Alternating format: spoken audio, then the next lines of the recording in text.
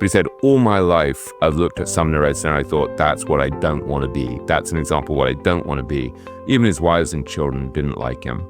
And so I think that's the other thing is when you're trying to figure out how to have a rich and successful life, you start by inverting, as Charlie would, and you say, well, all right, let me figure out how to have a terrible life.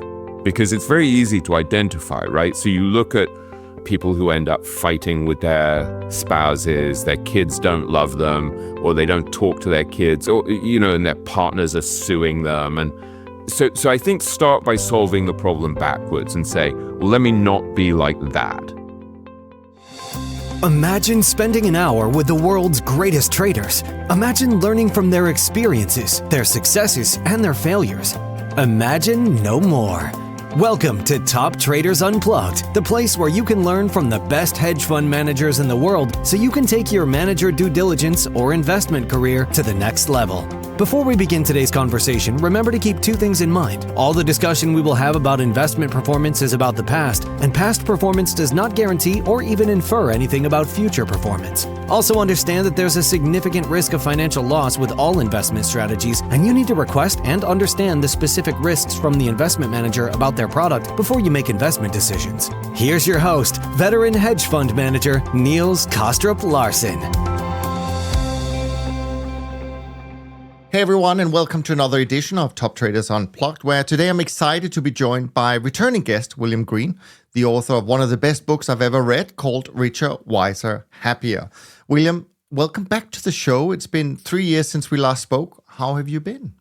It's been a whirlwind the last 3 years. One of the things that I hadn't really expected was that writing, it's such a head-wrenching thing because you write a book, and in my case, you spend 5 years just quietly in your man cave, actually in the room that I'm calling you from now, which is the study in my home. And so you're totally isolated from the world, which probably is the case with most things that we do that are worthwhile, that there's this sort of reduction of complexity. And then the book comes out and suddenly you're out in the world talking to lots of people. And it's been a crazy shift from isolated mode to being a public figure, but it's been an amazing period. So I'm really, since I spoke to you last, I think the book is now being translated into something like 26 languages, and it's been successful, and that's kind of very cheering because when you write a book, I don't think people realize the amount of terror that. Where you have no idea, you're killing yourself, bashing your head against your computer screen, and you have no idea if it'll resonate with anyone. So it's been a sort of a head spinning and kind of wonderful 3 years. And at the same time, I have no control over the complexity that's come into my life because of the book. And so, in the book, I preach a lot about, having a simpler, calmer life. And it's like this cosmic joke that my life has just got more and more complex and less streamlined since we last spoke. Yeah, no, absolutely. One of the things I've noticed, of course, is that you have also been doing your own podcast series over at TIP for the last few years. Any other kind of projects like that you've been doing, or has it been? Yeah, I tell you one other thing. It because the book did well, it's given rise to a lot of different opportunities I hadn't really predicted. And so one thing, so I became an senior advisor to a big investment firm. So that's been lovely. I'm about to become a director of another investment firm. But then a thing that I never would have predicted that's been incredible fun is I launched a thing called the Richer, Wiser, Happier Masterclass, which was basically just for 20 people. And it's very expensive. And so unlike the podcast where you get hundreds of hours of content for free, the masterclass is sufficiently expensive and it was sufficiently intimate that it's really just for 20 people who call in once a month, and we're meeting in person 3 times. And so they're all like CEOs, heads of family offices, fund managers, a couple of people who manage literally like $25 billion and the like. And that is amazing fun because you go through the chapters one by one, but then that becomes a kind of leap off point to discuss all of these themes and all the things I've been studying my life. And so I think, and they call from about 6 different countries around the world. And so I think that's part of the joy of what technology is bringing us, is that we're able, I mean, you and I are having this conversation at the moment where I'm in New York and you're in Denmark, right? There's something so beautiful about the fact that it's enabled us to have these kind of weird virtual communities and the like. And I find it a kind of wondrous thing. And I feel like we spend so much time talking about how technology is ruining our lives, right? And, it's ruining our attention spans, and it's making us addicted to sort of short-term information and the like. And all of that is true. And AI may eat the world. Who knows? I mean, that's way above my pay grade. But I'm really struck by the wondrousness of the fact that you can have these incredible relationships internationally. And so that's been a really beautiful thing. And I'm going to do more of that, I think, with the masterclass. I thought it was going to be a one-off, but I think I'm actually going to do it again next year. And I think this idea of trying to build communities around an idea or a way of approaching capitalism and life is also really valuable, because I think so many of us are yearning for some kind of connection, maybe partly because more of us are working at home. And so I think, I don't know, I joined, I paid for a subscription this morning to a friend of mine, Tom Morgan's service, which is called Leading Edge. And he's talked very eloquently about building a community around the ideas he's teaching. So I just think we're yearning for this, for more connection. Yeah, and also having actually a place where we can be more niche in a sense of deep dive into a topic. I think that goes a little bit against kind of most ideas, because we want it to be broad so we can have more followers and but actually more followers doesn't mean necessarily you have better conversations or more in-depth conversations. And I think what you're mentioning there is definitely a great way of achieving that. So yeah. Yeah, I have a close friend who has this wonderful phrase that he took from Buddhism, which is friends along the path. Mm-hmm. And that's become a very powerful idea for me, that I think for your listeners as well, it's worth exploring this idea of building these little groups of friends along the path who study together, who support each other. And in a time where we're so isolated in certain ways, to have a group that you meet regularly, whether it's a professional group or a personal group, is very powerful. And I started it by having a book group a few years ago where it was just a group of writers. So I think between us, we'd written something like 20 books. And so there were people like Jason Zweig, who's a columnist at the Wall Street Journal, great financial writer, and John Gertner, who wrote a wonderful book called The Ice at the End of the World, and also a wonderful book called The Idea Factory about Bell Labs. And a couple of people who'd edited publications like Barron's and Worth. And so they're really amazing people. Nina Monk, who is another terrific writer. And that was really fun before our lives got too complicated. It finally fell apart after a few years. And then more recently, so I think that gave me a sense, because we would just meet to discuss classic literature over dinner. And so it was a combination of food, wine, friendship, and great books. So that gave me a taste for this. And so then about 18 months ago, 4 of us set up a group where we meet every Friday morning over Zoom. And 3 of them are very successful fund managers or money managers. And we really mostly discuss this weird combination of Tibetan Buddhism and Judaism that I study, and life, and we check in and we see how we're doing. And so it's a sort of somewhere between, a support group and spiritual quest. Sure. And I at one point, it became clear that we were going to meet for about an hour or 2 every Friday morning. I started to think, God, I almost panicked that I thought, wait, how can I, with my ridiculously busy life, commit to that?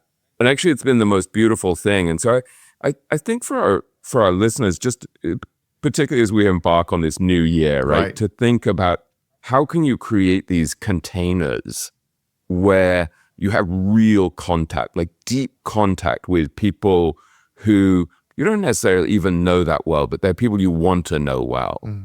And I feel like more and more that's become a key to happiness in life. And you see it with people like Charlie Munger, right? I mean, Munger had this weekly lunch that he had at the country club where he played bridge, and they would all meet and play bridge. And Monish Parabrai would sometimes get invited because one of the old fogies would be too sick to play.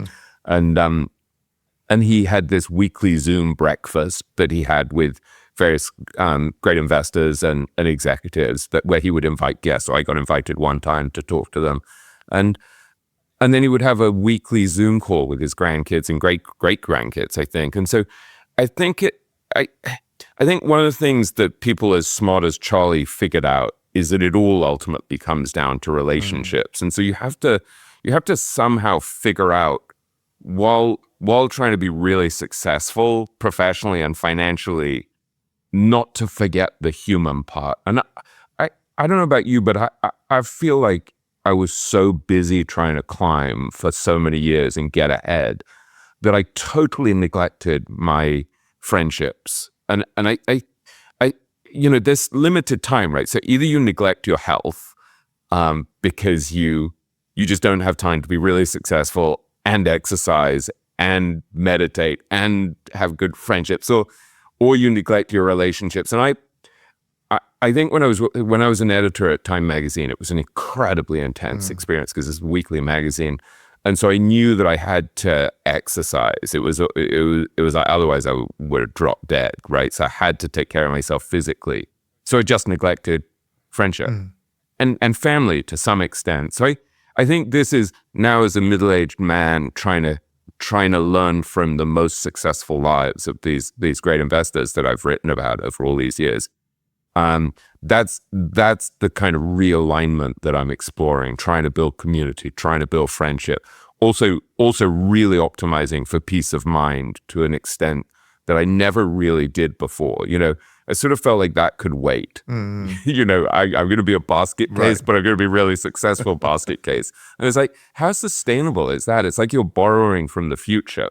Yeah. And so I think you have to, in some way, figure out, like, okay, if I'm going to construct a really successful life, like a really abundant life in a deep sense, you've got to kind of break it down and say, what are the buckets? What are the components of that? And so I look at the great investors and I think, well, okay, so there's the professional thing and the financial thing, right? You want to have an impact in the world. You want to use your talents and feel like, you're being stretched in a way that's interesting and that you're doing something with your skills. But then there are the relationships with friends and family.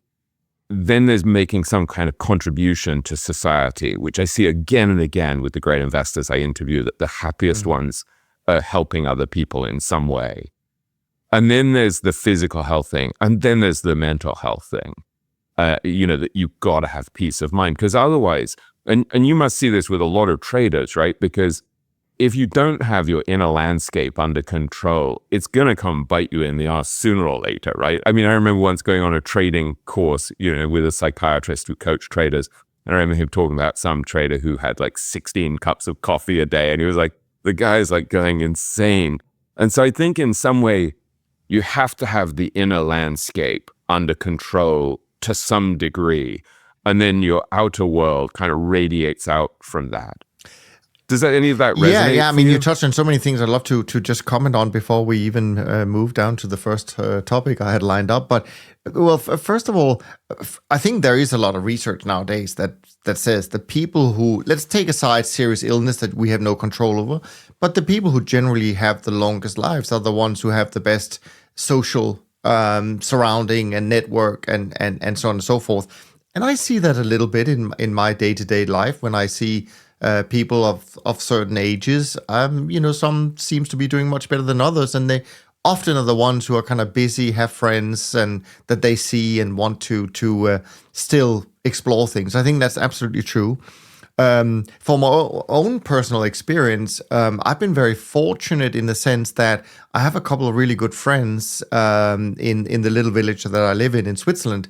And we all ended up with dogs in our lives. So every morning when we're there, we walk for an hour together in the mountains, and so we get a lot of these things sort of in one in one package, the fresh air, the exercise, the conversations, and all of that. And when I don't do it for a while, if I'm traveling or for whatever reason, you kind of feel that there's something not quite right, and you need to, as you say, you need to sort of clear your mind and get it straight again. And I think that's linked to not doing these kind of more healthy things in life that we should be doing every day.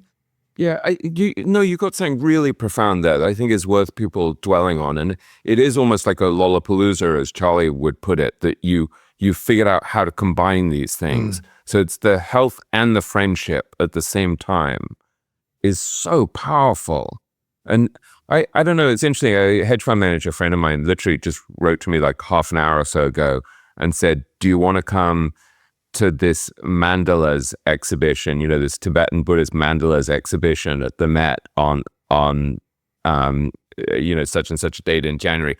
And it's written to like two other, hedge fund manager friends and the like. And I think that's such an interesting thing that these guys who are incredibly successful recognize that there's got to be friendship. And this is a friend of mine who, I sent an invitation to him to a book launch party for the paperback edition of my book. And it didn't get through because he'd unsubscribed from paperless posts. So this is a guy who's ruthless about removing complexity and distraction from his life. And yet here he is arranging with several friends to go see an exhibit at the Met. I think that's really, one of the reasons why it's so worth studying great investors is that they're so pragmatic, right? So they're not doing this stuff in a sort of super sentimental way. They like look at life and they're, as Charlie would say, I observe what works and doesn't work and why. And so they're looking at stuff and they're saying, well, my life is going to be so much happier if I have some friendship and if I get some culture and if I get some fresh air and if I walk. And so I don't know, there's a pragmatism to it all. The one other thing I would say that was prompted, a thought that was prompted by what you were saying about your amazing walks in Switzerland is, I once interviewed this guy called Dean Ornish, who's famous because he's a lifestyle medicine expert who he figured out how to reverse heart disease and various chronic things like type 2 diabetes. And when I asked him about his research, he wrote a great book called Undo It that he wrote with his wife. It's really worth reading. And I'm better at reading it than actually putting into practice the things we suggested. And he basically summed up in 8 words everything he'd figured out in 45 years of research and of helping tens of thousands of people to reverse their heart disease. And it was something like eat well, move more, love more, and then there was some phrase that was to do with sort of relaxation that was sort of like breathe more, stress less, I think, or stress less. So it was to do with meditation, breathing exercises, stuff like that. It was really interesting that he could synthesize everything into these 4 components. And so one of them clearly was good nutrition. One was clearly good exercise, or movement, and one was less stress. But one was community, right? Love more. And he said to me, all of these things are as important as the rest. There is none of those 4 things is more important than the rest. And I thought that was really interesting in terms of longevity, that the community has to be a part of it. You mentioned something else, which I might come back to a little bit later, but because you mentioned about, asking me whether I've come across these traders that are so stressful, et cetera, et cetera. But the truth is that completely coincidental, although I started my career at a trading floor, trading government bonds, I coincidentally ended up in this completely different industry called systematic long-term trend following 30 plus years ago. And what is amazing about that, in a sense, is that we do remove all of those emotions, the ups and the downs, from the day-to-day, from the stresses of being an investor.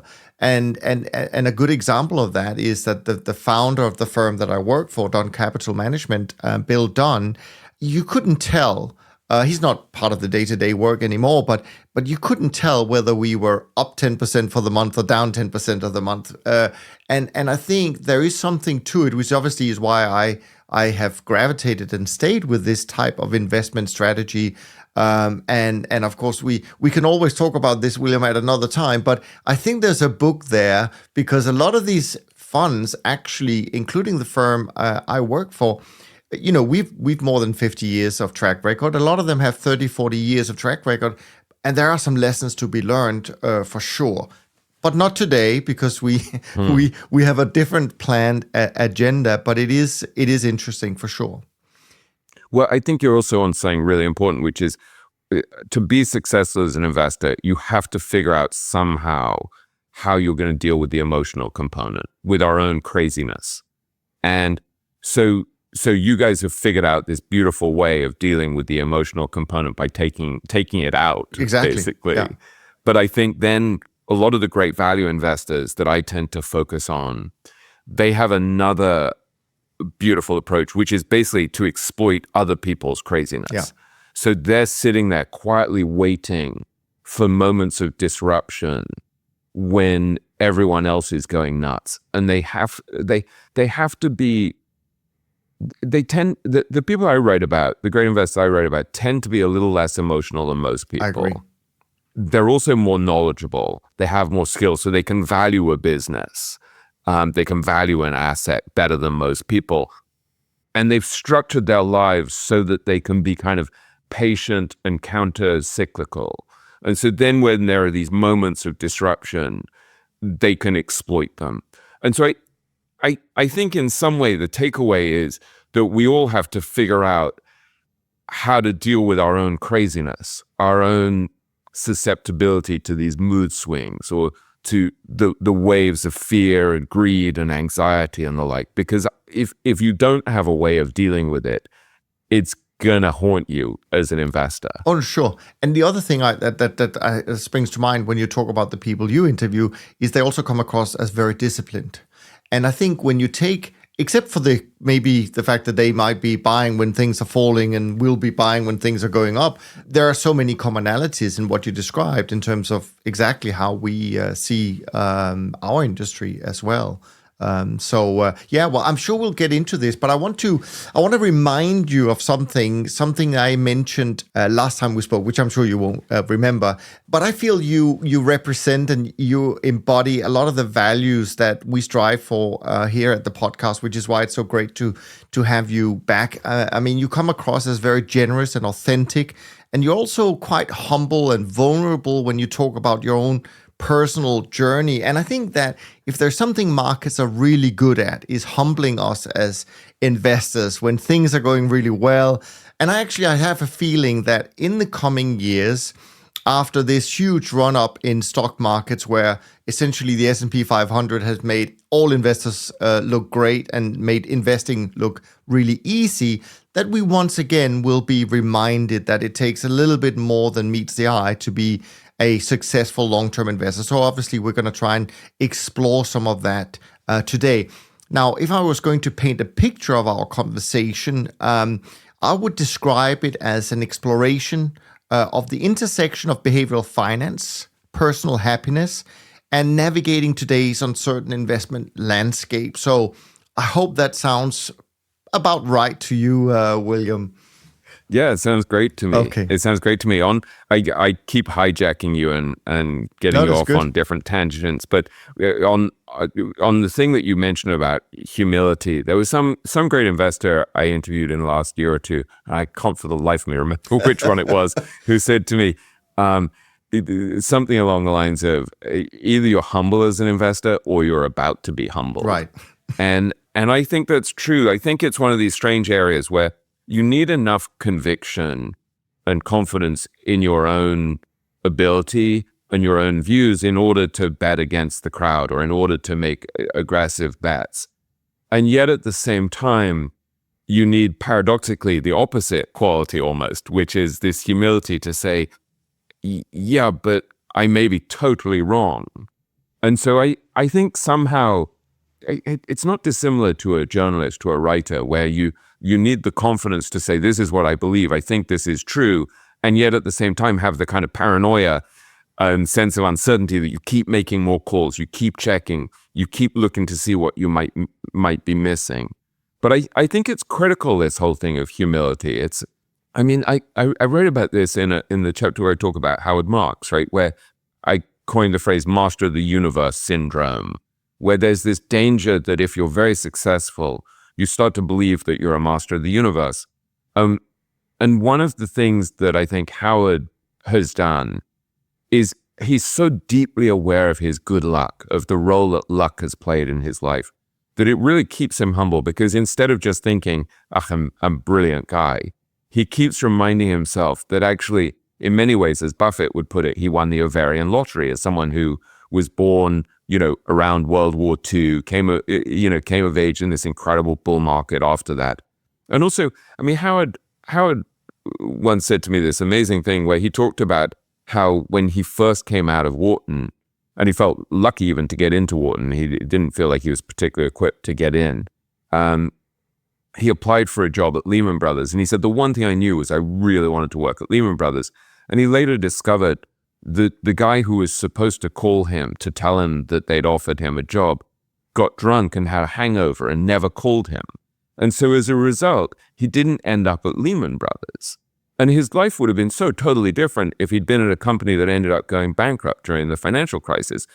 Most likely he would have ended up as a partner at Lehman and would have lost a big part of his fortune.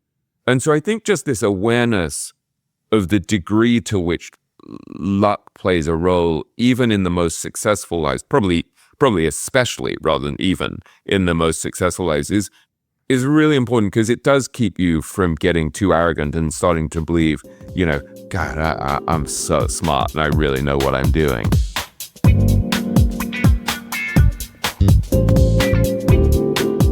Now, I mentioned to you before we press record that I've kind of tried to set out the conversation in sort of 6 different topics or sections that I'd love to hear your thoughts about. And I thought the first one would be sort of how psychology influences investment decisions and how we deal with biases and how we eventually overcome these biases. And obviously you spend a lot of time with very successful investors in your career, and you often underscore the need for self-awareness in both investing and in life. And that, of course, aligns well with behavioral finance. How do you see some of these common biases shaping the decisions of these investors that you've come across?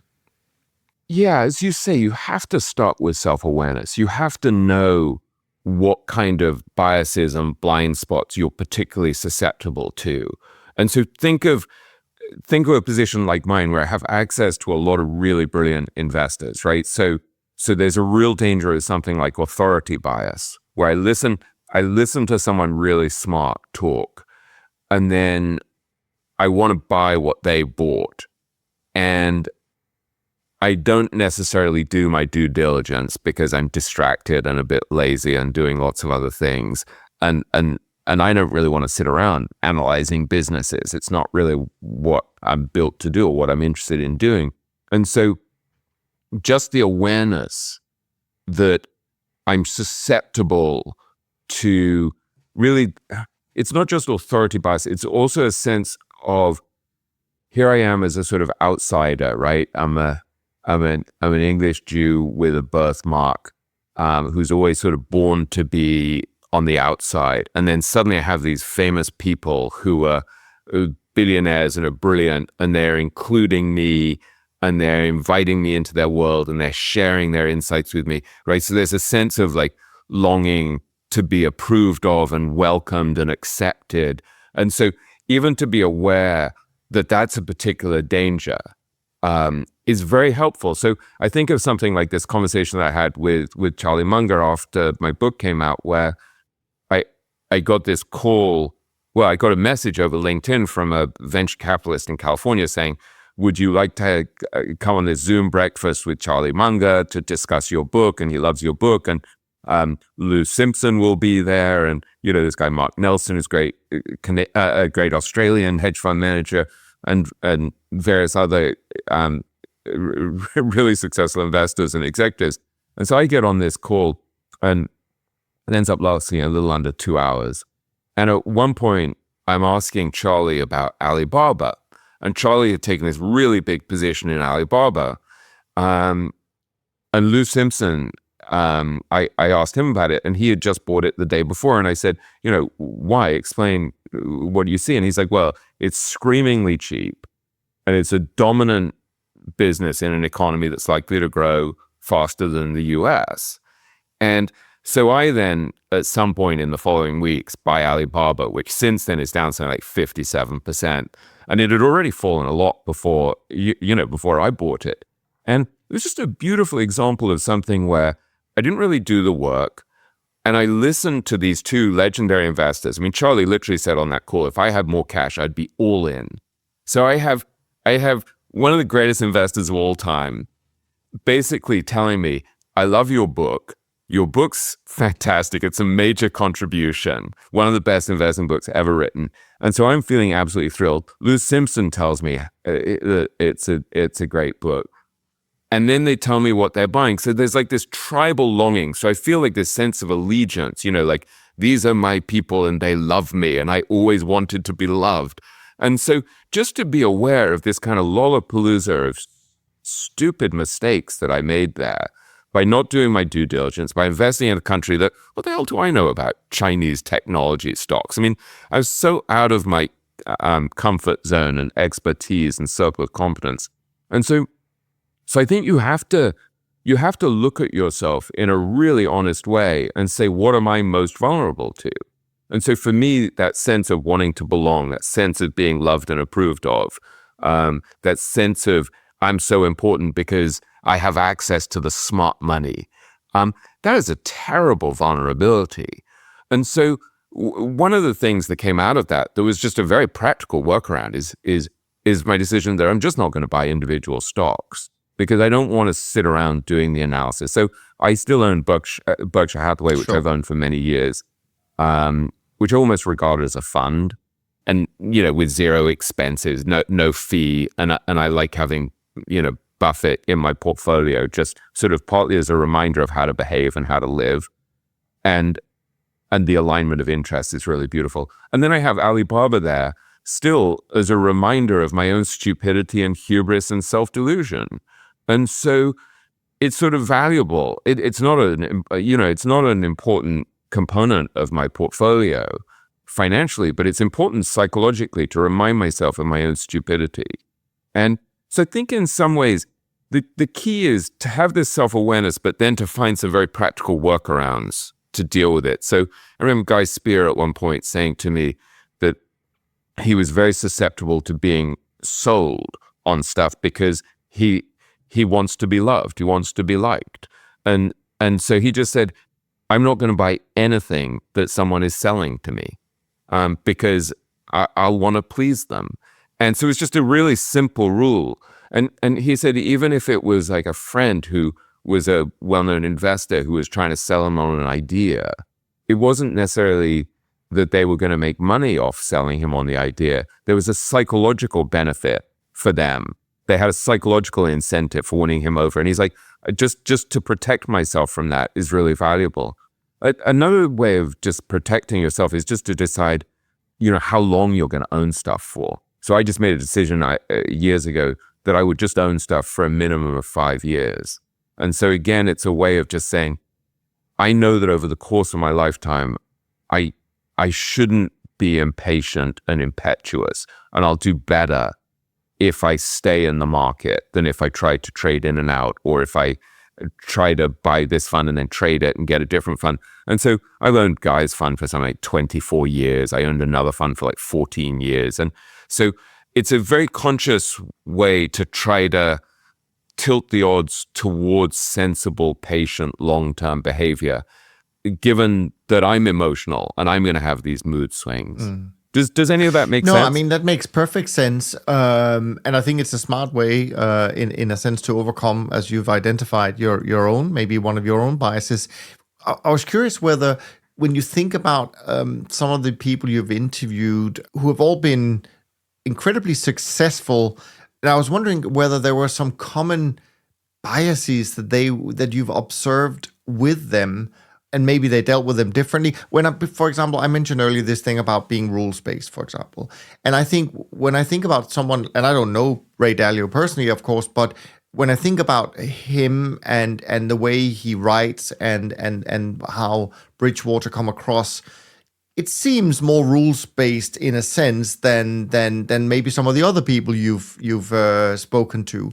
So I was just curious whether there were some common threads between them, so to speak, and maybe the way they've dealt with them, with these biases. Well, I tell you what I think is a common thread is that in some way, all of the great investors have harnessed their own particular form of craziness and brilliance.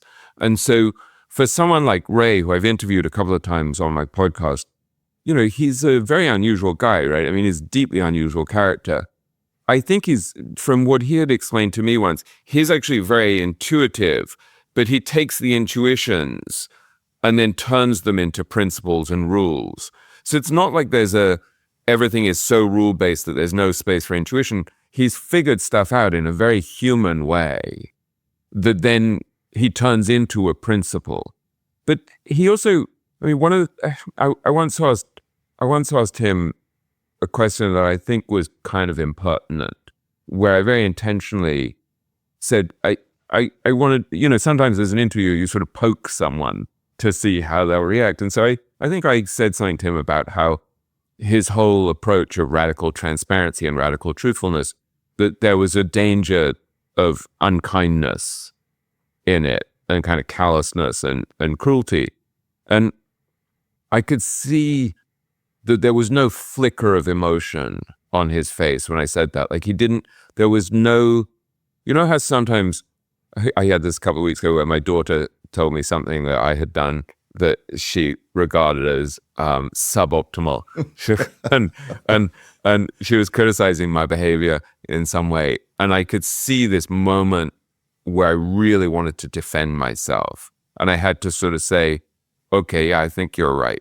And I had this emotional reaction that I had to kind of be aware of and deal with.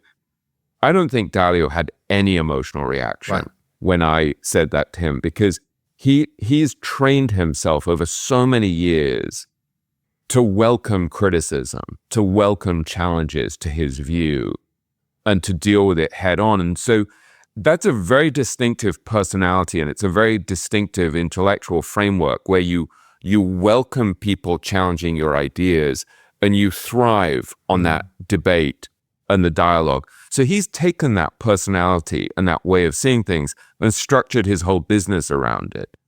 Then you see someone like Bill Miller, who I spent an enormous amount of time interviewing over the years, an amazing investor and a brilliant, brilliant mind. And Bill is such a free thinker and so radically independent and so defiantly contrarian that when he fell in love with Bitcoin, which he started buying at $200 a coin, and then he told me once that his average price was $500 a coin.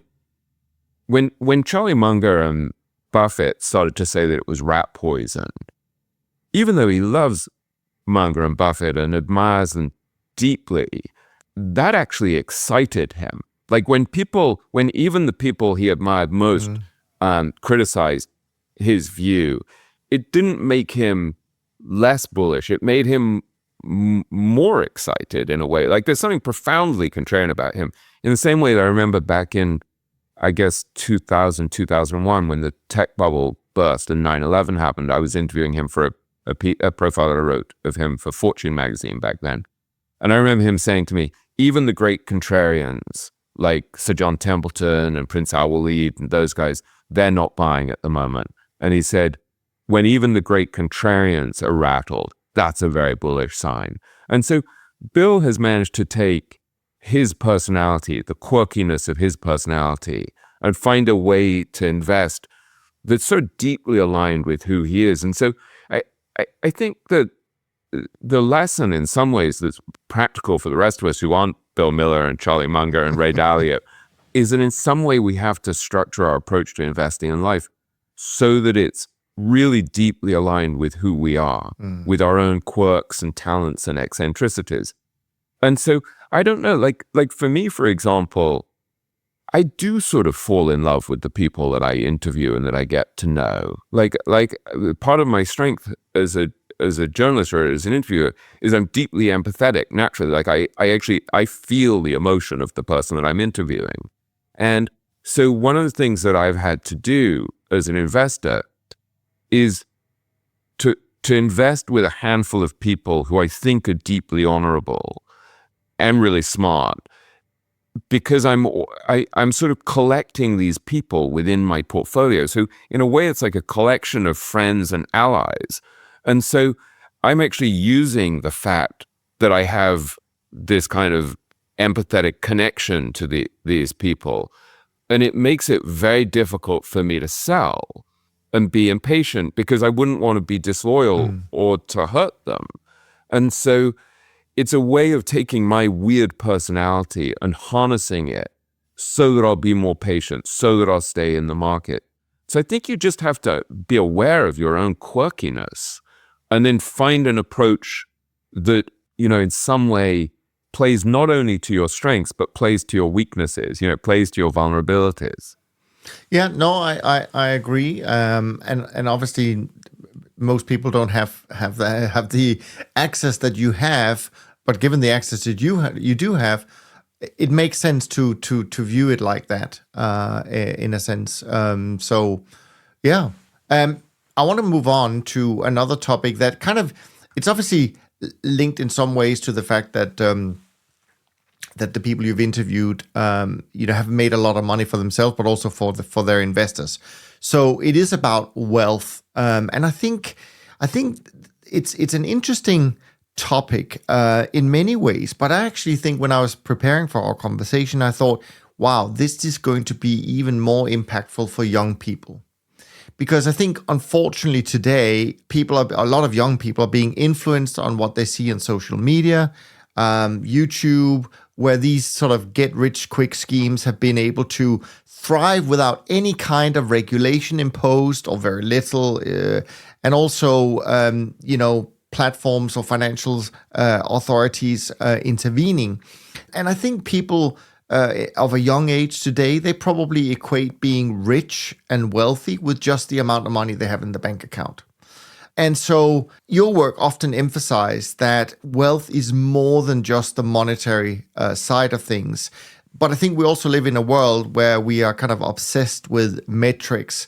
So how can we broaden our perspective to include happiness, to include purpose in the definition of wealth today? Yeah, I think when I wrote the epilogue of my book, I really wanted to say, okay, so yeah, this is this cohort of people who hit the jackpot financially. Right. What can you learn from them about what actually constitutes a rich life? Like, that goes beyond the money, because I think all of us know that the money is not going to do it, right? We have this fantasy that it'll do it to some extent. And to some extent, that's true. But we all sense that it's not going to make us happy ultimately. And so I really wanted to unpack the nuance of it, because I also didn't want to underestimate the importance of the money. And so one of the things that I figured out just through interviewing so many of these people is that the great gift of the money really is independence. It's really autonomy. It's the fact that you can decide to go out for a walk with your friends in a beautiful place in Switzerland in the morning with your dogs, and there's nobody to tell you can't. That is so precious. I mean, the fact that this is what someone like Charlie Munger figured out in his life. He just didn't want to be subordinate to anybody, to have anybody telling him what to do. And so part of what happened to me as I started to study the great investors is it redefined what I wanted to optimize for in my own life. So I started to think, okay, I actually don't really care about being massively rich. It was never what I was optimizing for. like I really like some expensive stuff. I'm quite aesthetically oriented. So I love beautiful hotels and I love great food and the like, but not enough to be maniacally driven to pursue it. Like, I appreciate that stuff. Like, I really like staying in a beautiful hotel, but I'll spend any amount of money on books. Like, if I think a book could be interesting, or might be something I would want to read one day, I'll buy it. And I always said to my kids, anytime you want to buy any books, just buy whatever books you want. That's fine. I'm never gonna hold back on spending on books. But what really I was optimizing for was to live in a way that I was true to who I am in all of these idiosyncratic ways, which means I want to be able to sit around and read. I don't ever want to work for someone unpleasant again. I've done that. And the ability to walk away from projects that you don't like, that you find tedious, or people who are unkind or unethical or whatever, that is so precious. So that's a really key aspect of a rich life for me. And so I think, again, that gets back to your point about self-awareness that you made before, that you have to really figure out, like, what's a rich life for me? And that's going to be very different for different people. Like, I'm not optimizing for getting a six-pack. That's just not interesting to me. I'm a little bit tortured by the fact that I'm overweight and stuff. Like I do worry about that, but not enough really to do that much about it. But it's really, I can't tell you the amount of time I think about spiritual practices and like trying to become a better person and trying to elevate my consciousness more and stuff like that. And I fail on this front constantly, but that's really what I'm up to, right? Like what I really want in life is to become, more elevated spiritually and a better person, to have more influence in the world. That's not what everyone wants. And so I think this question of how to build a really rich life begins with that self-awareness of your own idiosyncrasies. But then it does go back to our discussion earlier about like these different buckets, these different components, like just knowing that part of a rich life is your physical and mental well-being, right? So you have, I'm very lucky that even though I'm a tubby, middle-aged, balding man, my health has been good, thank God. And, I have lots of energy. But the mental component is really key. So for me, part of building a rich life has to involve meditation. That's, you have to find some way of getting peace of mind, because if your mind is just being roiled the whole time, like you in turmoil internally, no amount of money that you have is going to make you happy. Remember that thing a few years ago where I think it was Boris Berezovsky committed suicide, one of these famous Russian oligarchs. Who knows? I assume it was suicide.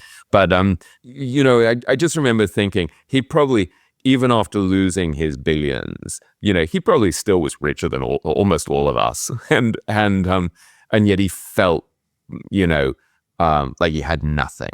And so much of our wealth and happiness is actually internal. It comes from our state of mind. And so whether you study the Stoics or the Kabbalists or the Tibetan Buddhists or whoever, you start to realize it's all an inside game.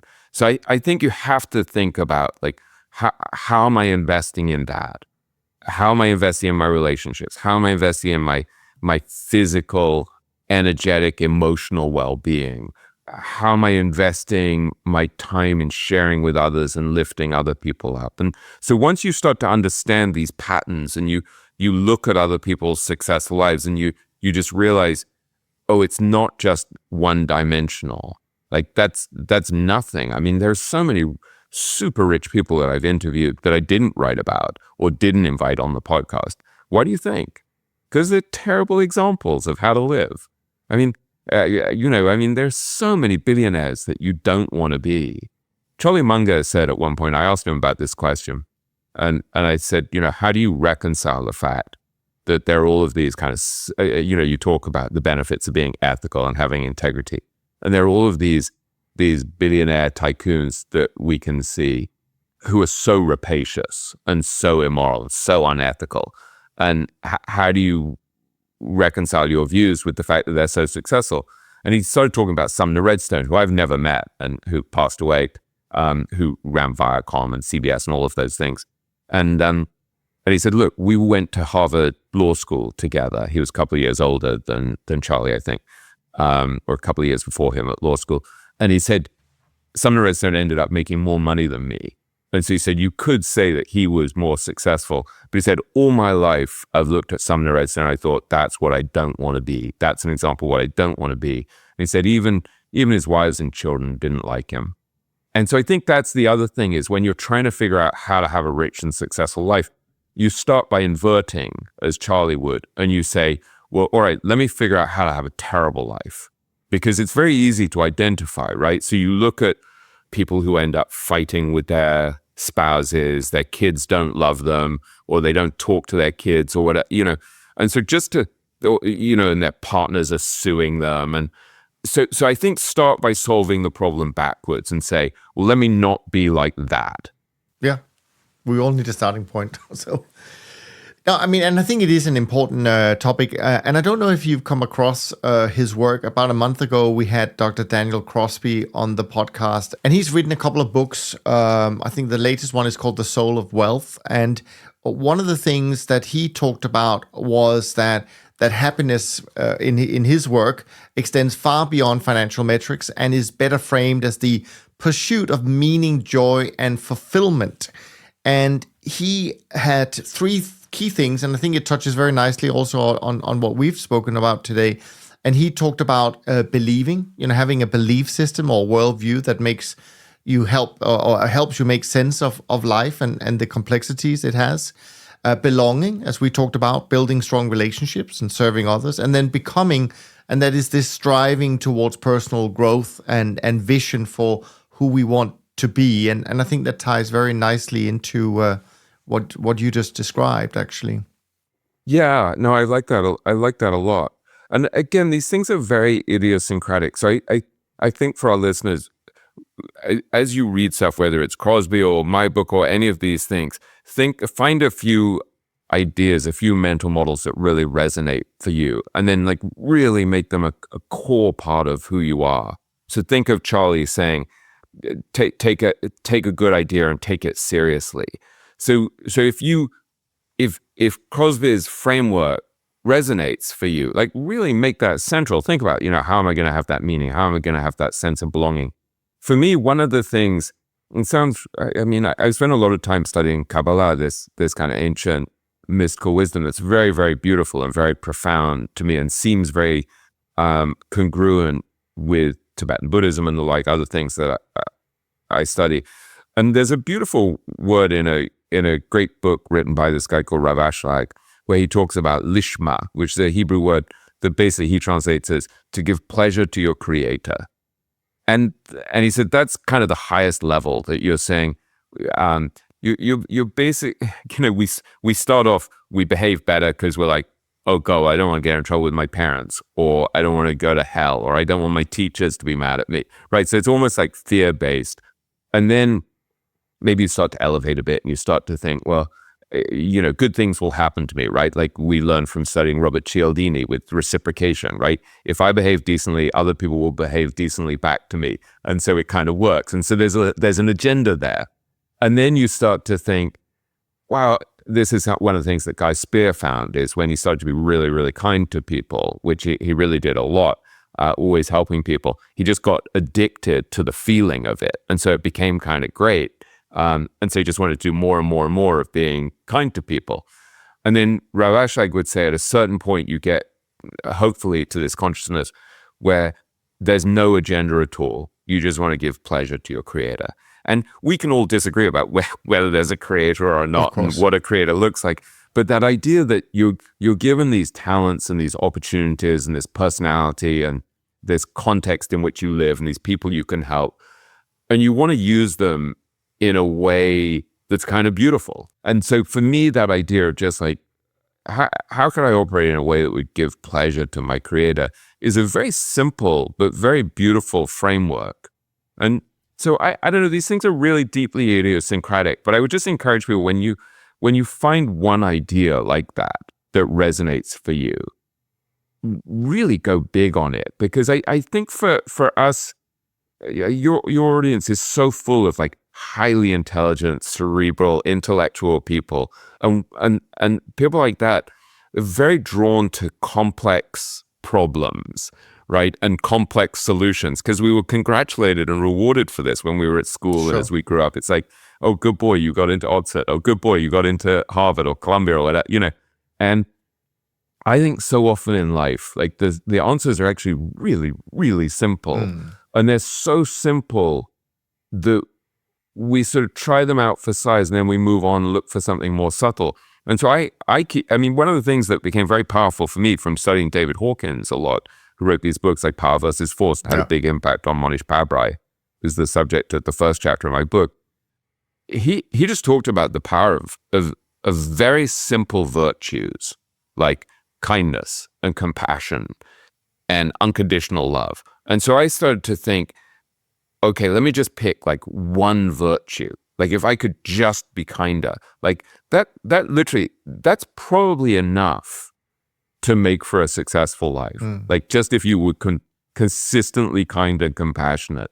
And so I think there's something really interesting about this power of simplicity. And I see this with investing too, right? Sure. I write about it in the book, right? Where Will Danoff, this legendary investor from Fidelity, who manages now, I think, about $300 billion.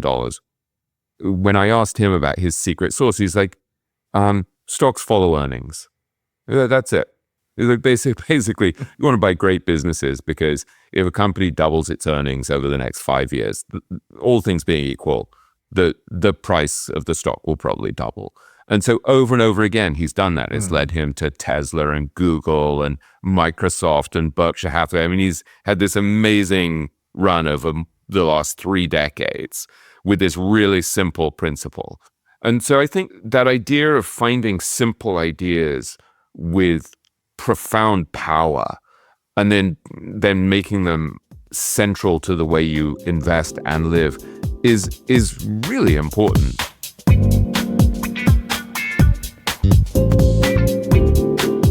Now, I want to turn a little bit towards sort of the topic of investing, so to speak, but maybe in a slightly different way, because in many ways, as I mentioned earlier, if you look at the S&P 500, it has made investors look great in the last few years and probably in the last couple of decades, really.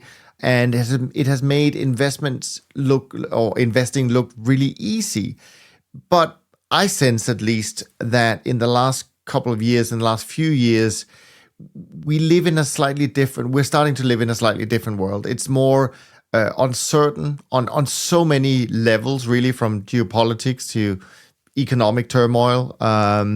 Now, I started myself in this world, or in this financial industry, in 1987, actually just a few weeks before the crash of October. And I think that has made me a more cautious investor, frankly, just the starting point, completely random, of course. But as I said, even as a cautious investor, I would say it feels different. So I'd love to know if there are any of these sort of lessons from history, from your conversations with these investors, about how can investors, or how have these investors kind of thrived, or how do you think about thriving through specifically uncertain times such as the ones we have right now? Yeah, you get at so many important points there. And one is the danger of recency bias, right? This assumption that the future is going to look like the recent past. And we tend all to fall into this trap. And it's so dangerous. And so one of the things that I write about in a chapter called The Resilient Investor is about that period, I guess, right before World War I, when everything seemed kind of great. And then suddenly you have this period where you have World War I breaks out in 1914 to 1918. And then you have the great flu pandemic that kills, 50 million people, something like that. Then you have the crash of 29, you have the Great Depression, and then you have World War II. And so you basically have like 3 decades of absolute chaos. And so I think part of it is to be enough of a student of history that you're just aware that there are always these fault lines and that you want to set yourself up so that basically in more or less all circumstances, you're going to be able to stay in the game. And it's difficult because you don't want to be so pessimistic that you don't play the game and just sort of curl up in a ball in the corner, sort of waiting for disaster. But at the same time, just this historical awareness that everything changes, nothing stays the same, everything is in flux, and that all hell can break loose, should teach you to position yourself so that you'll survive if terrible things happen. And so in practical terms, what does that mean? Part of it is just sitting on enough cash that you'll be able to ride through difficult periods. Part of it is not committing to very high recurring costs that you'll be locked into if the tide turns. And so one of the dangers, think of the number of companies or individuals or hedge funds that that move into gorgeous offices that they construct during the upcycle. And so not committing yourself to things that are going to be hard to unravel if the tide turns is very, very important. And so understanding your own emotional fragility as well. So Howard Marks said to me, so many people think they'll be absolutely fine if the stock market halves or goes down by a third, and then they discover how emotionally fragile they are. I know from past experience that I don't sell when the market gets killed. Like, I'm okay with that. It's a little harder for me to buy, but I don't sell. I don't panic. I understand well enough that I don't sell. But part of the reason structurally why I've not had to sell in the past is that I never had a lot of debt. And so I've definitely sacrificed some upside by never having much debt, by never using leverage. But I've set myself up to survive. And then another thing is to set yourself up to survive emotionally. And so during the difficult times, your friendships are going to really keep you afloat.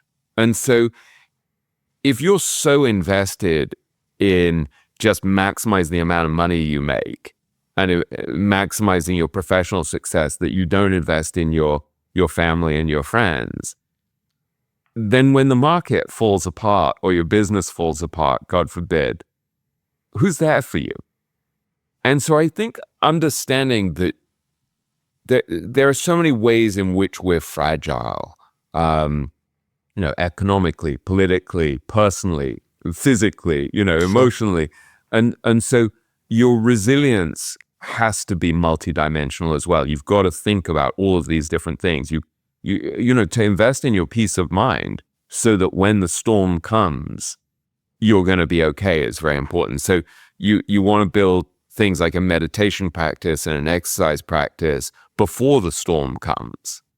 And so I think in practical terms, one of the things you want to do is say to yourself, we don't know ever the timing of when trouble will happen, right? We didn't know that Syria was going to fall in. I wouldn't be shocked if, for example, Iran started to crumble, right? If the regime in Iran started to crumble. But I wouldn't be surprised if it happened in 20 years or in 6 months. We don't know. And so that's the same with the stock market, right? And so I think what you want to do is to say instead, where am I fragile? And how can I reduce my fragility? And so it's much easier to identify where you're fragile than to identify the timing or the severity of any kind of turn in the tide or any kind of collapse. And so for me, I'm kind of aware of the fact that I'm not exercising at the moment. That is a source of fragility. And I'm borrowing from the future because I'm in a very busy time and I'm investing a lot of time in other things. Sure. But it's a form of fragility. Hopefully, my relationships are much less fragile than they were 3, 4, 5 years ago when I didn't invest in them. I've used the fact that the last decade has been a great period for investors like us to reduce debt. I mean, I bought my recent car without debt. I have not much debt on my house. That's a very conscious position. It's using the good times to reduce your fragility and vulnerability. So I think there are very practical things you can do like that. Just it's almost like a thought experiment of thinking, if everything went to hell as it has historically, how vulnerable would I be? And then just very consciously going through your portfolio and your life and seeing, where am I fragile and how can I reduce that fragility? I think that makes a lot of sense. I want to go in a slight tangent in one of the directions on this particular topic. And again, this is based from my memory of your books, but also of other people that I've come across that obviously have been very successful in this type of investment strategy. And it is about fragility in some ways, because you kind of alluded to it already with Charlie Munger. I said, well, if I had more money, I would have gone all in on Alibaba, right? And so it's this balance between diversification or risk management versus conviction and commitment. And maybe not someone like a Ray Dalio, but maybe a lot of the other people that I can think of, I seem to recall that they have had very concentrated portfolios, not just for short period of times, but for fairly long periods of time. And you could say, in a sense, that makes them more fragile in some ways. You could also turn around and say, well, if it's the right companies they have, it makes them stronger, and that's probably what they believe in. So how do you see the balance that they kind of are juggling between diversification on one side and conviction on the other side, and avoiding being taken out of the game, so to speak? There's a tremendous tension there, and I think it's just something where you have to think about your own circumstances and how you want to play that tension. How concentrated can you handle being? And it is much easier to outperform if you're concentrated. But as Charlie Munger said to me on that Zoom call, what if you're wrong? You can be very concentrated, and it's a very smart approach. But if you're wrong, if Alibaba had been a really important part of his portfolio and he was wrong, it could have been a disaster. Alibaba was a very small position in my portfolio. So even though it went horribly wrong, it's kind of irrelevant. It didn't affect my kids' education or anything like that, or the way I live.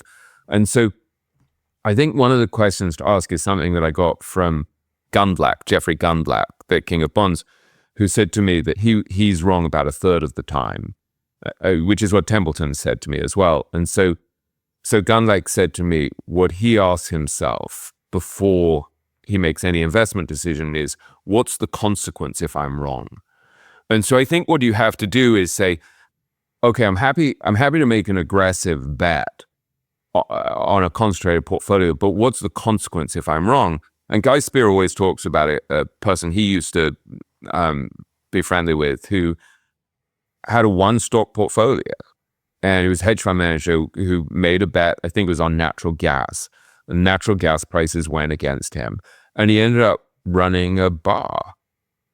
And, you don't want to be the person who has such conviction in your one stock that you end up running a bar. And there's a great deal of survivor bias, right? Where, we focus on the people who made the bets that worked out. And so I read at length about Nick Sleep and Kay Sicario, who are incredible. And Nick has ended up basically with a 3-stock portfolio, which is Costco, Amazon, and Berkshire. And so he looks incredibly smart. And he is incredibly smart. I mean, Nick and Zach are amazing. But they've Nick found it hard to find a 4th stock. I mean, he made a bet on ASOS that didn't work out so far. And I wouldn't be surprised if it does. But, it's been really hard for him to find a 4th position. And so I think just to remember that this is a really difficult game. And if Munger can be wrong about Alibaba, and Nick Sleep can be wrong about ASOS, and maybe it'll turn out that they were totally right in the long term. I mean, I wouldn't be shocked in either case. You just need to be aware the importance of structuring your portfolio and your life to survive your own hubris, self-delusion, bad luck. And that's really what the margin of safety is, right? It's to protect against uncertainty, against bad luck, against misjudgment, misanalysis. I always think of this case that Joel Greenblatt talked to me about, where when he first set up his hedge fund and his main investor was Michael Milken, and he was a young kid, Joel. I mean, he was in his 20s, and he makes this bet on Florida Cypress Gardens, which is this place that was like an amusement park where you would have sort of Santa skiing on water skis, wearing his big white beard. And Joel had these happy memories of going there as a boy to Florida to this place. And so there was something beautiful about it. Was in a takeover deal, and he buys, he said it was basically a risk-free arbitrage deal. And it was like the first big deal in his hedge fund. And then he wakes up one day and opens the Wall Street Journal, and it turns out that the pavilion at Florida Cypress Gardens has literally fallen into a sinkhole.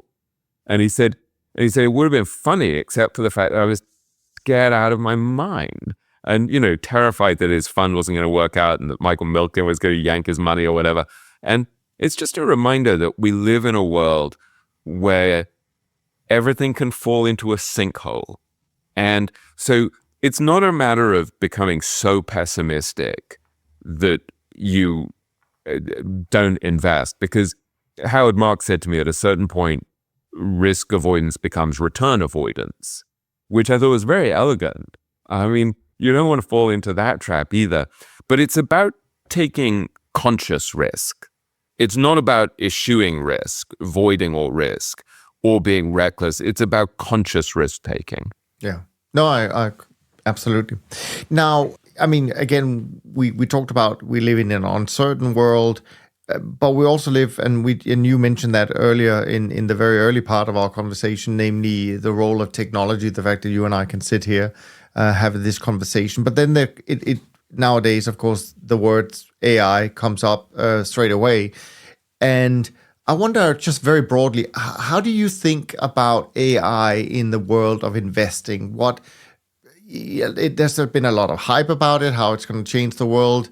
I imagine, I could be completely wrong, I imagine that in sort of, for some of these investors that you have dealt with, probably AI is not necessarily, not AI itself as a technology may not play a huge role. Of course, companies like NVIDIA, like Stan Druckenmiller recently talked about on a podcast about how that came to his attention. Not that he knew anything about what they did, but it sounded, and he buys first, and then he studies afterwards, and then he buys some more if he likes it. But how does AI, do you think, play a role in with these type of investors?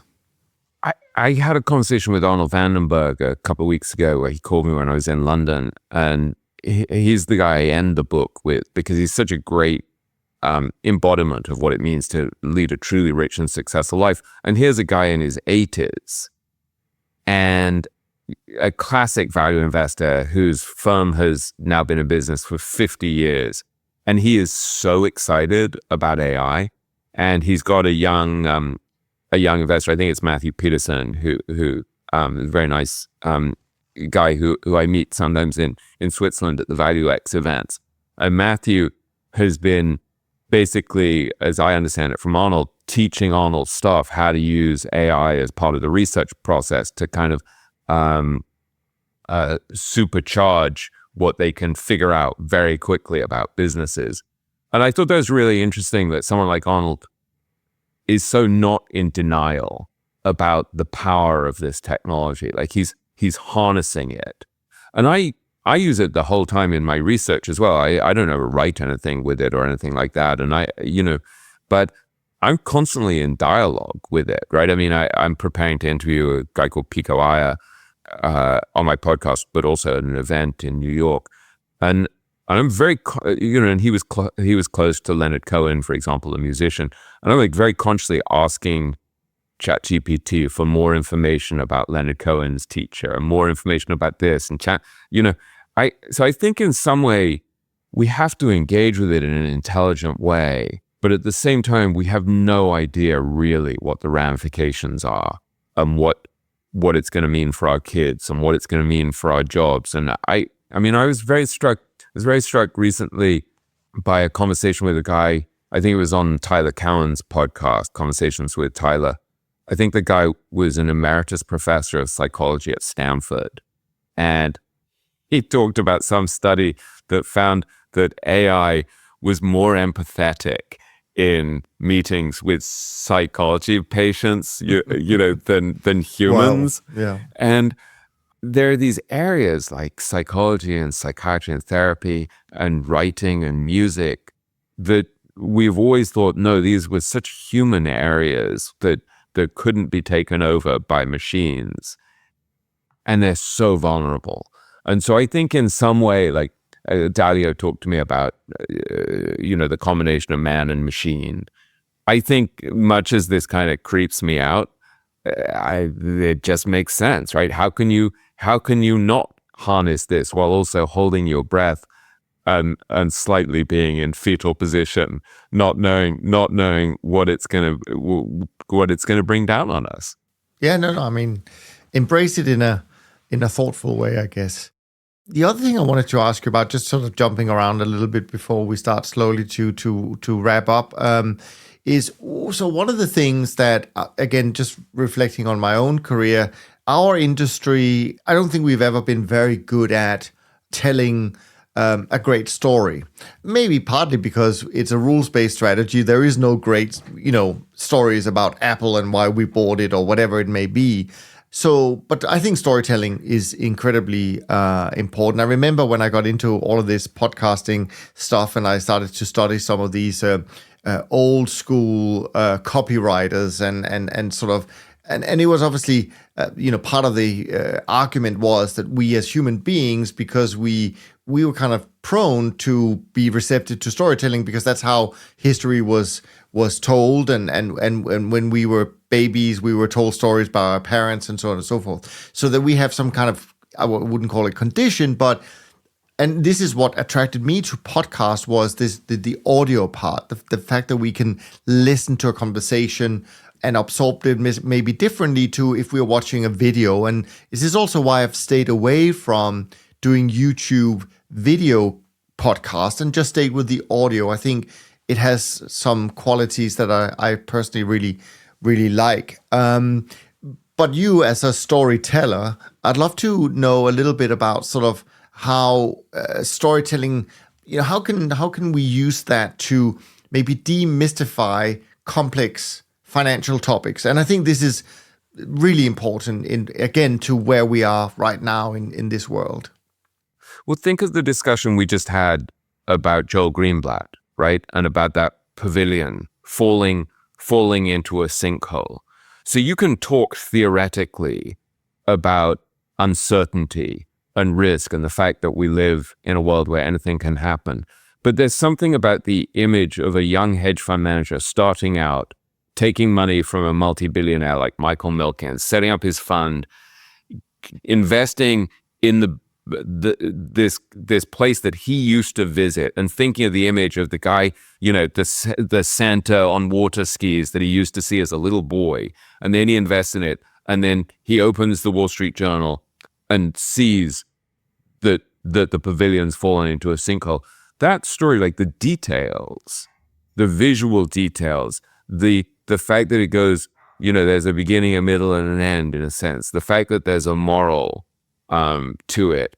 It's much more vivid than the theory. And so I think this is the way we learn. And so it's very powerful to illustrate themes with stories, right? I mean, I'll give you an example of this, right? So I remember Charlie Munger talking about this when I went to the Daily Journal meeting when he was chairman of the Daily Journal, and people would go from all around the world to go hear this then 93-year-old man talk. And so, I'm in this building in California, and all these people like Lee Lu and Monish Pabrai, Whitney Tilson, and Francis Chu and Francois Rochon milling around coming to see him talk. And he talks for a couple of hours, answers lots of questions. Then most people go away, and then about 20 of us gather around him, and he keeps talking, and he's eating See's candy, and it's like flying everywhere. and he's talking about some of the great lessons of his career. And one of the things that he talks about is this investment that he made. I may be conflating a couple of conversations, but I don't think so. He talks about an investment that he made where he said, I've read Barron's for 50 years. And he said, in 50 years, I've only made one investment based on my reading of Barron's. But he said it was a car parts company, and it was totally out of favor. And he said he spent about 90 minutes studying it. And he makes this investment and he makes $80 million. And then he gives the $80 million to Li Lu, who turns it into $400 or $500 million. And so he said, what are you supposed to learn from that? How do you mimic that? Like, I've spent 50 years reading Barron's, and I've got one idea and it's made me $500 million through. And so that story so beautifully illustrates Charlie's point that what you want to be as an investor is like a spear fisherman who sits patiently by the stream and waits for a fat, juicy salmon to swim by. And then you spear it and then you go back to doing nothing. And so much of life is based around just a handful of amazing opportunities that come up, and you want to seize them with what he called gumption. And so you think about the details of that story, which I didn't tell you very well because I hadn't really thought about it before. It's such a strange insight into his personality, his approach, his patience, his good fortune, the intelligence to do it, the luck. And then there's a lesson to it about how we should operate in our own lives and what are the opportunities that'll come along and what if we miss them. And so I just happen to think in stories. And I think it's because I grew up in a household. My mother's an amazing storyteller. And so she would go off and she'd play golf and she'd come back and she'd tell you the story of the person she played golf with. And so for me, it all comes from telling stories, listening to stories, reading novels, reading nonfiction books, and it's like a muscle that you're growing. You just start to think in terms of stories, and it's such a powerful way of conveying lessons about how to live and how to think. And so, in a way, the stories in my book are all just ways of illustrating a principle, right? Think of another really good example of this, right? There's a beautiful moment in a footnote in the story where Bill Miller goes to an event when he's a young investor. I think it was in Phoenix. And he's introduced to another young investor who's Will Danoff, who's the guy we spoke about before, who said stocks follow earnings. And Bill, who's this very garrulous, gregarious, friendly guy, holds out his hand to Will Danoff. And he says, "Hi, Will, I'm Bill." And Will Danoff, who's also a really nice guy, doesn't extend his hand and says, "I'm going to beat you, man. I'm going to beat you." And that little story is such an amazing insight into the competitive spirit of these guys. And Will and Bill became really good friends and are still friends, but just the competitiveness. And so I often think, I came up with this idea when I was in Costa staying with Guy Spear last year. And I just remember, we spent about 5 days talking. And at a certain point, I just thought, best story wins. And I thought that was me who had coined that. And then I heard other people saying the same thing. But I think it's a great insight. It's like the best story wins. And so you want to structure, your teaching around stories. It's how people learn. No, I completely agree. And I think we have more work to do in our industry to tell a story about something that is maybe less, how should I call it, susceptible to storytelling because it's quant and it's rules but there's a story in there for sure. Well, they're very high stakes. This is what I figured out early in my career as a financial writer is there were very few good storytellers who went into writing about markets.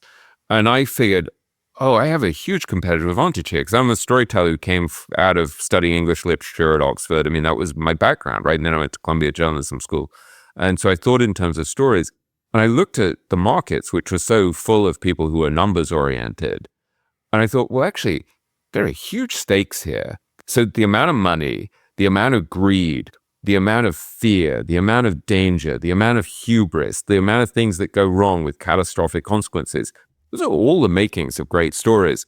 And then even like the problem solving that you guys have to do, I mean, it's basically like being code breakers, right? You're looking at the markets, this really complex, mysterious, enigmatic thing, and you're trying to figure out, how do I crack the code? So when you think of it in those terms, it's very rich for storytelling. Sure. And you know what's funny about it is actually, and people don't think about this as a story, but I'm sure you're familiar with the Moneyball story, right? Yeah. And of course, the funny part of all of that is that the Red Sox owner, John Henry, who features like for 10 seconds in real person, but obviously is played by an actor, he comes from our world. He made his money from being a systematic trend follower, and then that allowed him to go to the sports, which was probably more his passion, or maybe a passion later in life. But of course, told in a beautiful story by Michael Lewis, of course, in the Moneyball story.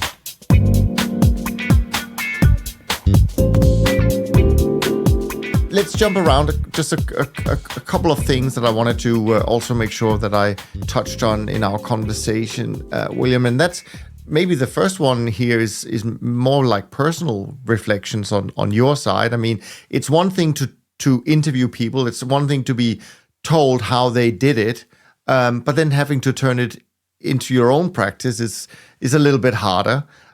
We touch a little bit upon on some of the things you've done, but and I'm very focused. I really want to try and help young people. I think they have a tough time when it comes to the world of investing because of all the bad stuff that's out there, I think, nowadays. But what are some of your personal takeaways, besides what you've already shared, that you think might be, practical for other people to think about or to study?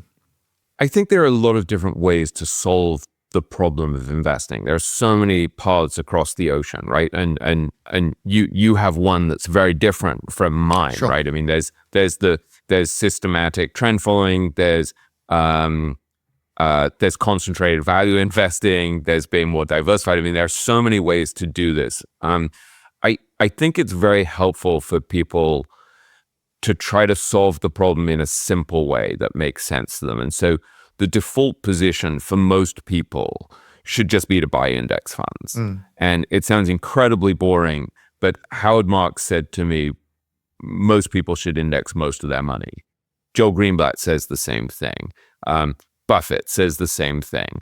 If you don't really know what you're doing, and you don't really have an appetite for playing this game in a very active way, it makes sense as a default position to do something like the equivalent of a Vanguard International Fund and a Vanguard US Total Stock Market Fund, or by the similar version from Schwab or Fidelity, one of these low-cost things.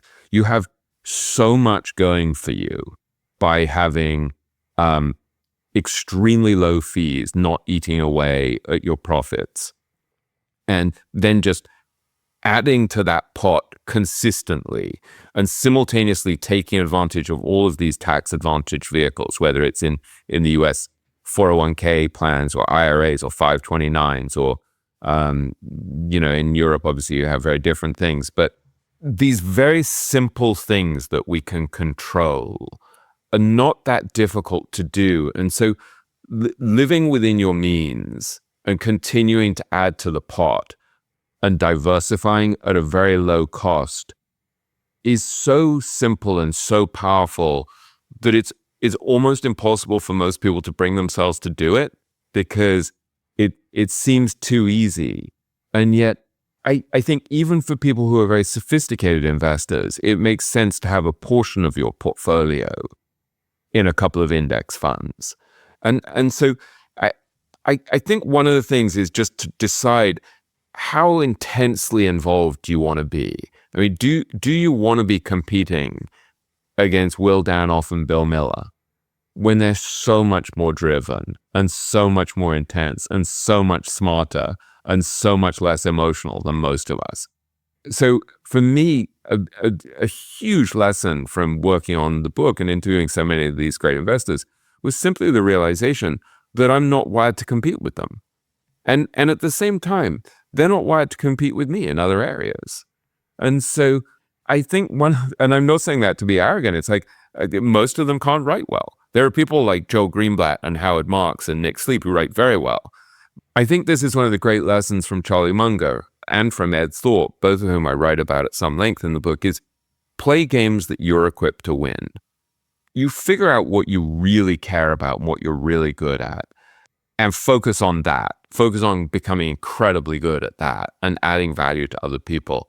And then if you just have your investment pot quietly compounding because you just keep adding to it and you live within your means, over 10, 20, 30, 40, 50 years, you'll do great.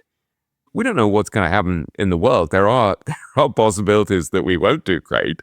But historically, markets go up as companies become more productive. And the other thing is, I mean, I as a contrarian value investor, even though I own some actively managed funds, I'm kind of glad that I have some money in index funds and that I put my wife and kids' money in index funds, because there's no way I could have brought myself to invest in Tesla when it was at incredibly high valuations.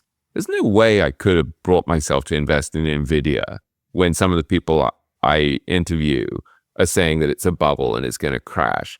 And so by owning index funds, I actually got exposure to Tesla and Nvidia and Google and Alphabet then and Meta and all these companies that maybe would have been too expensive for me to own. And so I think there's so much going for that as an approach. I would have that as a portion of your portfolio, even if you're a sophisticated investor. Looking back at my own career, because I was so young when I got exposed to trend following, I probably, you could say in hindsight, have neglected the fact that portfolio construction is very important, because I've been solely focused really on the trend following part, which of course it's been a great investment, but the value of having some of these equity exposures and obviously fixed income up until a few years ago and so on and so forth. But I wanted to then maybe round off with an kind of off-script question, and so just something that I find very, very interesting at the moment. I'd love to just hear your sort of thoughts about it, and that is, I was listening to a podcast this morning with Felix Zulauf. I'm sure you're familiar with him. And many other of the people have talked about this. I think Howard Marks as well, and it's this concentration of U.S. The U.S. I think Felix mentioned that it's 73% now of the world index on a cap weighted basis is U.S. equities, right? That's a very unusual. Going back to this, we're living in an uncertain time, but we're also living in unusual times, because we've never seen concentration like that. We've never been at a point where demographics might come into play in a reverse order, so to speak, meaning people becoming more and more people going into their age of pension, starting to liquidate their holdings. We know from Mike Green about the challenges about active and passive investments, and how the passive have also been part of the fuel maybe to the equity market. So I'm just very open to any thoughts that might come to mind when you think about, we know the future will be different from the past, but is there a chance it could be very different from the past, so to speak?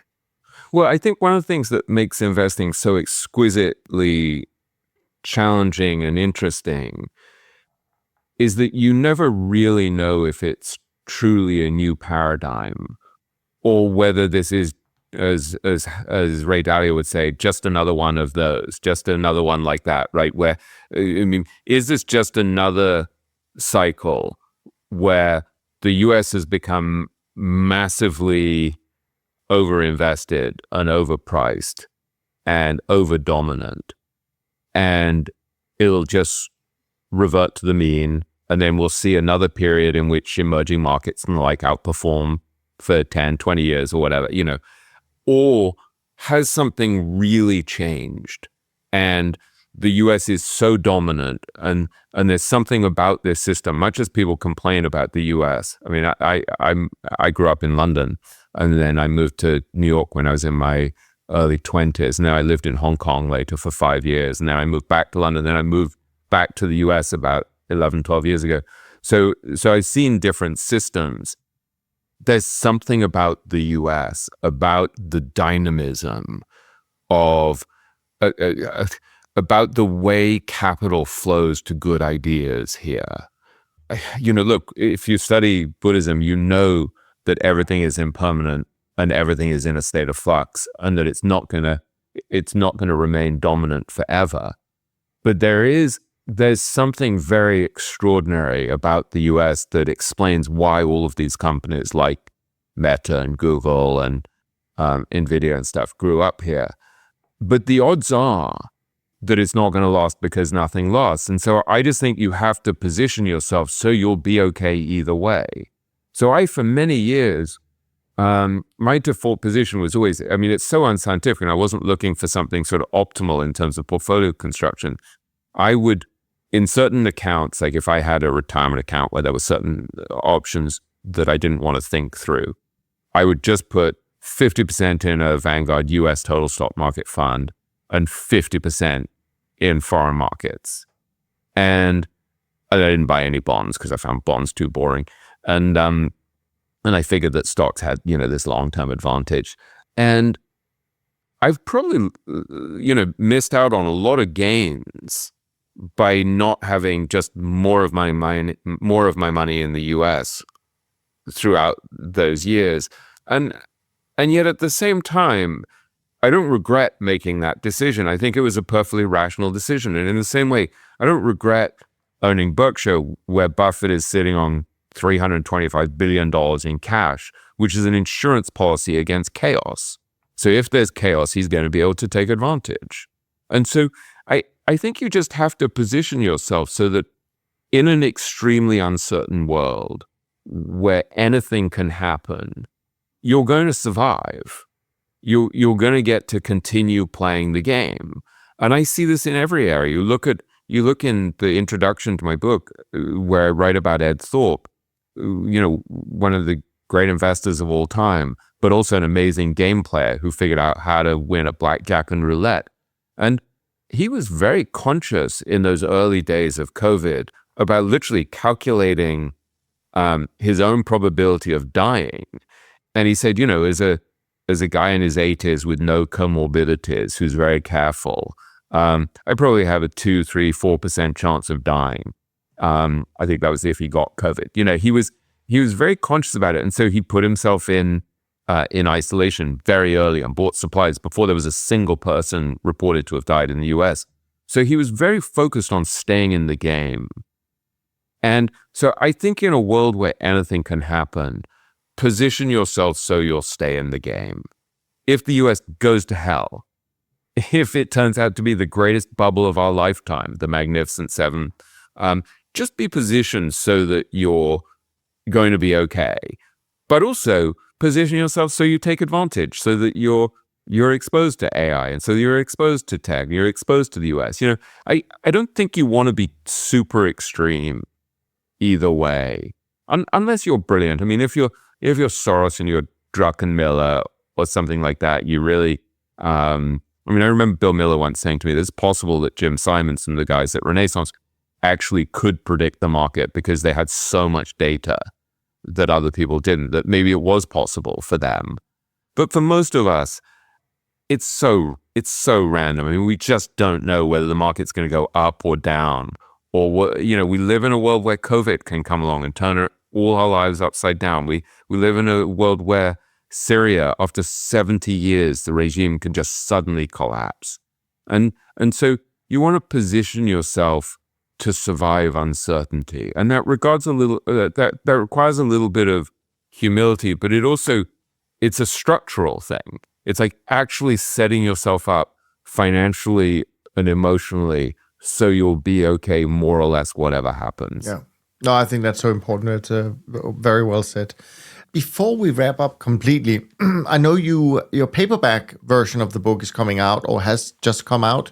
Maybe you can talk a little bit about that or anything else that you want to leave the audience with in terms of thoughts or opportunities. Yeah, the paperback is coming out on January 7th. Okay. And so it's funny. My publisher said at one point a year or so ago, he said, yeah, for your audience of investors, they're not very price sensitive. So we can just keep selling the hardback instead of going to paperback, which I thought was interesting. It's like in this area, if you think well, there's so much money to be made. And if you think badly, you can really come undone. And so we happen to occupy this kind of niche where if you really study this and you think about how to think better and you really reverse engineer what these successful lives look like, you have such an advantage. And so much of the information and insight and knowledge is just right there waiting for us. It's like this low-hanging fruit. And so I feel like for our listeners who are these really smart people who are barraged with good information and crap information and noise and short-term stuff, like part of the challenge is to be really discerning and really discriminating in what your information diet is. And so I would just encourage them, take a few books. I mean, obviously I think it's worth taking my book just because, not because I'm that smart, but because I had access to these amazing people who distilled so much practical worldly wisdom.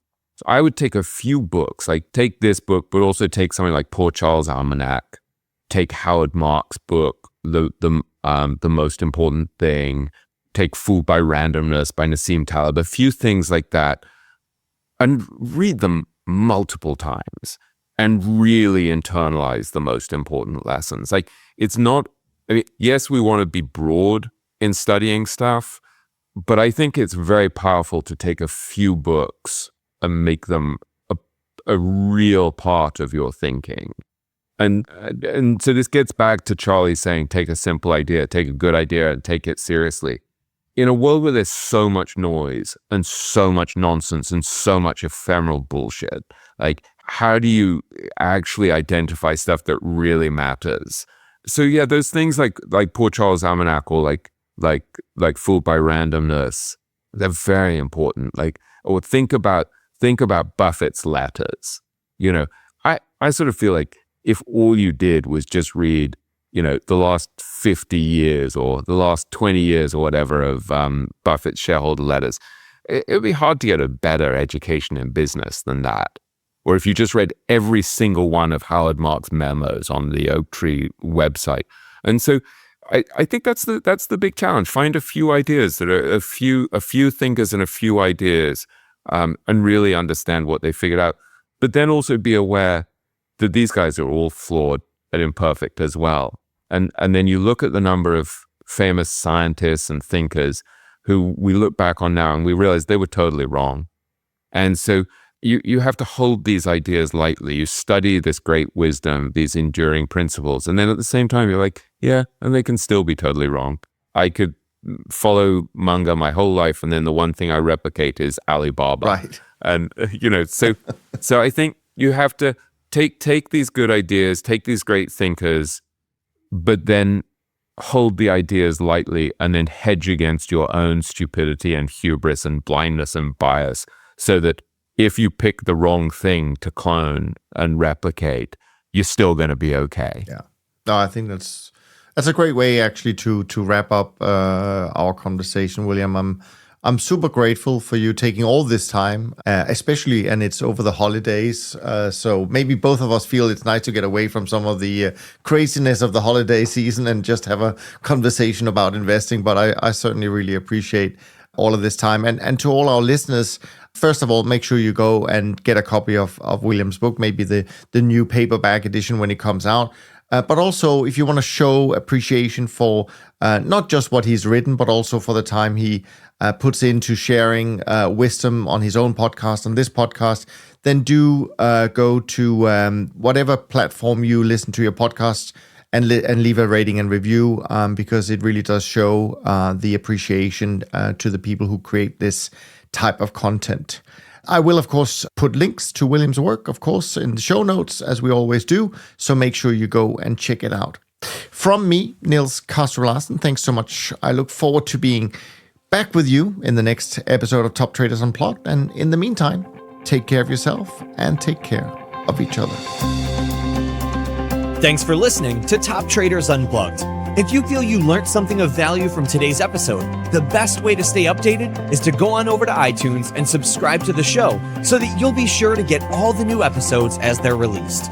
We have some amazing guests lined up for you, and to ensure our show continues to grow, please leave us an honest rating and review in iTunes. It only takes a minute, and it's the best way to show us you love the podcast.